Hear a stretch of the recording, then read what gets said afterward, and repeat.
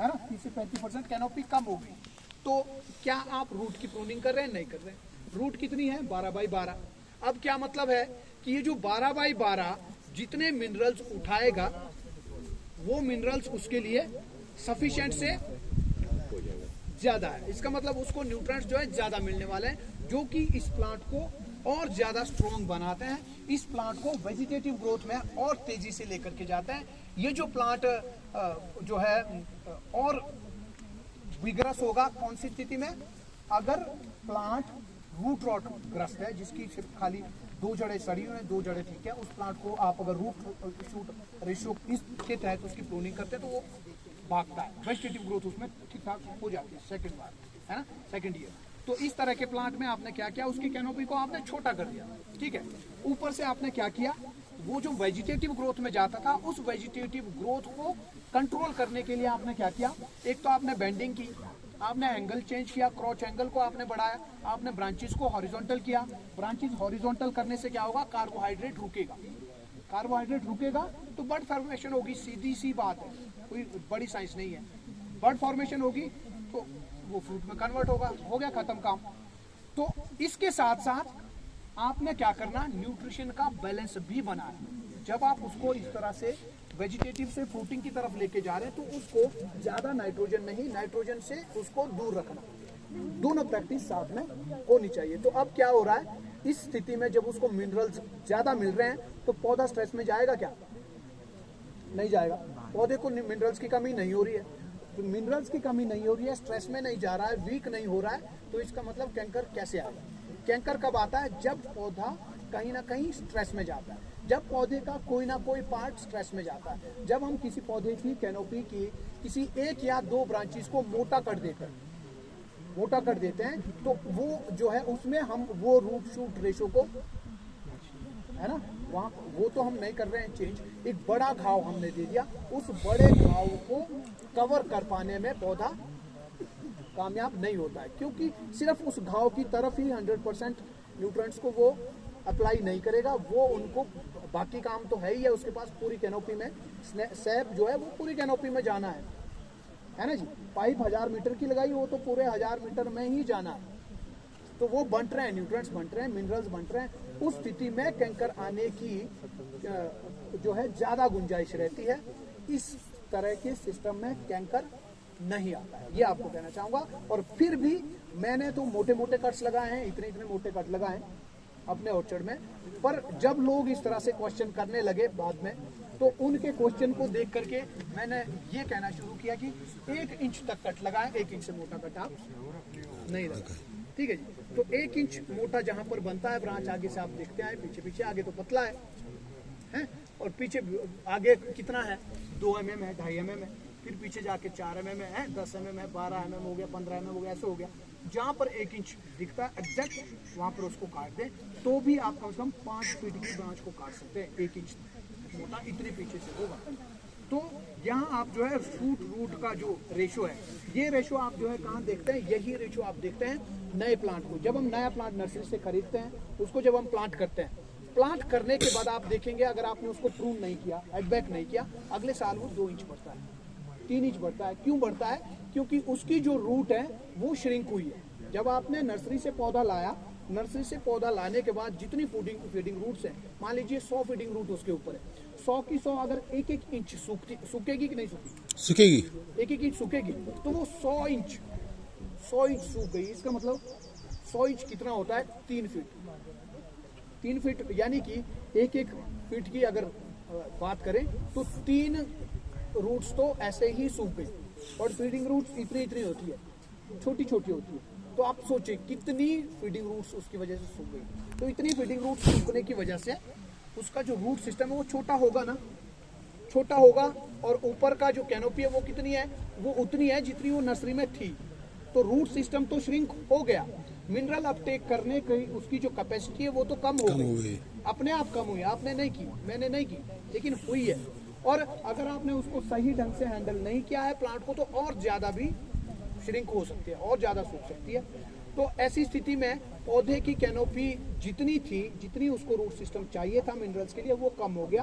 तो अब पौधे को अगर आपने हेडबैक नहीं किया तो उसको मिनरल की कमी होगी। दैट्स वाई वो जो है फ्रूटिंग की तरफ चला जाता है, स्पर फॉर्मेशन करता है, 3 इंच ही खाली ग्रो करता है। तो तब हम उसको हेडबैक करते हैं। हेडबैक करते हैं तो रूट शूट का रेशियो बनता है, जो रूट सिस्टम है वो ज़्यादा रहता है। हेडबैक करके प्लांट की कैनोपी कम रहती है, मिनरल उसको थोक में आते हैं। तो वो फर्स्ट ईयर में ही जब आपने पौधा लगाया और सीजन के शुरुआती दौर में early in the spring plant जो है ज़्यादा तेज़ी से ग्रो करता है। तो वो सीजन के आगे आगे वही होता है, मैराथन में जो पहला कदम पहले रखता है वही आगे जीतता है। तो प्लांट पहला कदम सही से तब रख पाता है जब आप उसके रूट शूट का रेशो सही बनाते हैं, और वो जो है पूरे सीजन में अच्छे से परफॉर्म करता है। तो इस तरह से पौधा बढ़िया बनता है। तो रूट रॉट में भी सेम ही थ्योरी आपको अपनानी। रूट रॉट वाले प्लांट में भी आप जो है इस तरह की अगर प्रैक्टिस करते हैं, उसको हेडबैक करते हैं, उसकी कैनोपी को छोटा करते हैं, तो जो उसकी 1-2 जड़ें सूखी हुई हैं, सड़ी हुई हैं, उसकी जो कैपेसिटी कम हुई है तो कैपेसिटी उसको वापस मिल जाएगी। तो पौधा सेकंड ईयर में वेजिटेटिव ग्रोथ में चला जाता है। तो रूट रॉट का वेबिनार जब हुआ था उसमें एक पॉइंट और बताना मैं भूल गया, वो तब याद आया जब ये प्लांट के बारे में नई प्लांटेशन कैसे होनी है या प्लांट की प्रूनिंग कैसे होनी है उसके ऊपर जानना पड़ा था। तब मुझे याद आया यार उसमें तो वो डाला ही नहीं। तो जो हमारा सिलेबस है उस सिलेबस में इम्प्रूवमेंट के चांसेस हर वक्त है ना, कुछ चीज़ें उसमें रह जाती हैं। एक बार बताया था है ना जी। तो ऐसा है, मुझे लगता है यहाँ हमें समाप्त करना चाहिए। 12 बज गए, आगे हम लेट हो जाएंगे। लास्ट क्वेश्चन मुनीब अहमद साहब।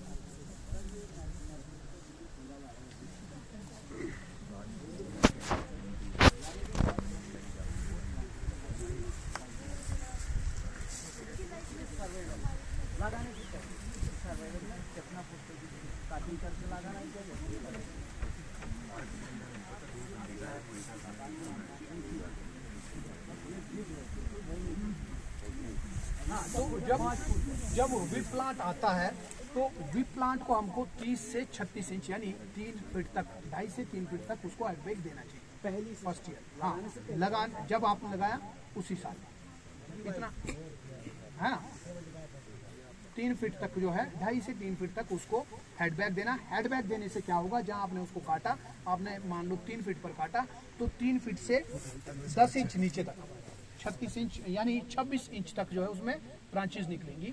और उन ब्रांचेस को स्प्रिंग्स में मई जून में आपने जो है उनमें से एक डिसाइड करना है लीडर कौन सा जाएगा, उसको लीडर जाने देना है। बाकी की जो ब्रांचेस हैं उनको शुरू से ही बढ़िया क्रॉच एंगल देना है, उसको थोड़ा सा वाइड करना है ताकि जो लीडर है उसमें उसी साल फेदर्स निकलते रहें। अगर उसके ऊपर धूप नहीं आएगी, इधर उधर से ब्रांचेस रहती हैं, जो नई ब्रांचेस निकलती है तो वो जो है सीधा शूट ऊपर को बढ़ता है, उसमें फेदर्स नहीं आते हैं। फिर अगली साल के लिए जो है आपके ऊपर एक बोझ हो जाता है, उसमें फेदर। फिर आपको एक नई प्रैक्टिस इजाद करनी पड़ेगी, एक नई चीज़ आपको करनी पड़ेगी, नया एफर्ट आपको लगाना पड़ेगा। तो ये एफर्ट अगले साल ना, इसी साल ही वो एफर्ट्स लगे तो वो जो है ज़्यादा अच्छा पौधे को जो है ज़्यादा जख्म नहीं देता है, आपको भी ज़्यादा जख्म नहीं देता है। इसलिए उसको साथ साथ ही अगर ट्रेन किया जाए तो मतलब प्लांट की प्रूनिंग से ज़्यादा प्लांट की ट्रेनिंग के ऊपर अगर आप काम करते हैं तो प्रूनिंग का जो आपका टाइम है वो बच जाता है, वो आपका बच जाता है। और एक रिसर्च ये कहती है कि जो प्रूनिंग का जो खर्चा है, प्रूनिंग का जो खर्चा है वो टोटल इन्वेस्टमेंट जो ऑर्चर्ड में होती है उसका लगभग 50% होता है। प्रूनिंग का जो खर्चा, प्रूनिंग का खर्चा टोटल इन्वेस्टमेंट के लगभग 50% होती है। तो आप बताएं जो प्रोडक्ट का की जो कॉस्ट है, प्रोडक्शन कॉस्ट जो है, उस प्रोडक्शन कॉस्ट को कितना बढ़ा रहा है ना। तो ये जो है हमको ध्यान रखना है। ट्रेनिंग अगर सही से करेंगे तो प्रूनिंग हमें कम से कम करने की आवश्यकता पड़ेगी, लेकिन इसका मतलब ये नहीं कि प्रूनिंग हमने छोड़नी है। Pruning is essential. Pruning essential इसलिए है कि वो जो बीमा जिसमें हम फ्रूट चाहते हैं उसके लिए हमको जो है आगे से न्यूट्रिशन रोकना है, आगे से हमको हेडबैक करना है, आगे से हमको जो है अगर ज़्यादा बीमे आ गए हैं उनको कम करके पीछे 2 बीमे रखने ताकि पीछे वो स्ट्रॉन्ग हो और वहाँ से हमको आवश्यक रूप से डेफिनेटली और गारंटी के साथ हमको वहाँ से फ्रूट।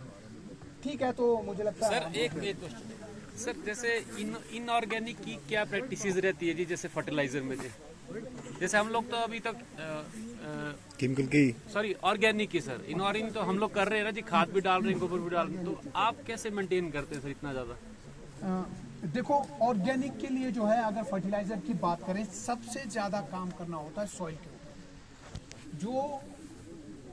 जो मिट्टी है, मिट्टी के अंदर नेचुरल सोर्सेज से न्यूट्रिएंट्स का बहाव हो, नेचुरल सोर्सेज से न्यूट्रिएंट्स प्लांट को मिले, इसके ऊपर ज्यादा फोकस करना होता है, जिसके लिए आपको मिट्टी की उपजाऊ शक्ति को बढ़ाने में जो जो भी काम करने होते हैं, उन काम के ऊपर आपको दिमाग लगाने की आवश्यकता होती है। और आपने देखा नीचे से मैंने आपको दिखाया, वहाँ जो 2 टैंकी है वो जीवामृत का प्लांट है हमारा, वहाँ पर जीवामृत बनता है, और वो जीवामृत जो है यहाँ एक एक प्लांट को ड्रिप के माध्यम से पहुँचता है, और वही जीवामृत नीचे जो ब्लॉक है वहाँ भी एक एक प्लांट तक पहुँचता है। तो उस जीवामृत के माध्यम से माइक्रोब्स को इंट्रोड्यूस करना, इसके अलावा आप मार्केट से भी माइक्रोब्स उठा सकते हैं। सभी माइक्रोब्स जो है बाजार में मिलते हैं, उन माइक्रोब्स को आप ट्रेंचिंग करें, जरूरी नहीं जीवामृत ही। और जीवामृत अगर प्लांट आप लगा सकते हैं वो और अच्छा है, खुद ही अगर बनाते हैं वो भी अच्छा है। जैसा हम इजीली कर सकते हैं, जो हमारे लिए कंफर्टेबल है वो हम ज़रूर करें। बट ये ज़रूर बताऊंगा कि कंफर्ट जोन से जब हम बाहर आते हैं तो सक्सेस मिलने के ज़्यादा चांसेस होते हैं। अगर हम कंफर्ट जोन में रहेंगे तो सक्सेस नहीं मिलती है। हम कंफर्ट जोन से बाहर निकले, हमने रिस्क लिए, हमने एक्सपेरिमेंट्स किए, हमारी जो क्षमता थी हम उस क्षमता से आगे बढ़ कर के हमने प्लानिंग की, उससे आगे बढ़ कर के हमने काम किया, तभी आज यहाँ आप लोगों के बीच में मैं इतना भाषण दे पा रहा हूँ, तभी मैं सभी लोगों के बीच में जाकर के इतना कॉन्फिडेंस के साथ बोल पाता हूँ कि ये चीज़ें हुई हैं। इन चीज़ों को थॉरोली सीखा है, थॉरोली देखा है, एक एक चीज़ को नोटिस किया है, खाली करना ही नहीं, उसके पीछे से पीछे जाकर के भी देखना। जैसे रूट शूट का जो रेशो है, ये किसी ने बताया नहीं होगा आपको, ना आपने कहीं सुना होगा। रूट शूट जो रेशो है, ये तब आया जब पीछे की बात मैंने समझी कि होता क्या है एक्चुअल में, और ऑर्चर्ड में जब किया, उससे जब रिजल्ट मिलते हैं तो उसके ऊपर अपने आप ही स्टेप भी लग जाते हैं। तो मुझे लगता है अब तो प्लीज कृपा करके ओके सर, अब सीधा हम चलेंगे कैंप साइट पर, खाना खाएंगे। खाना खा लीजिए।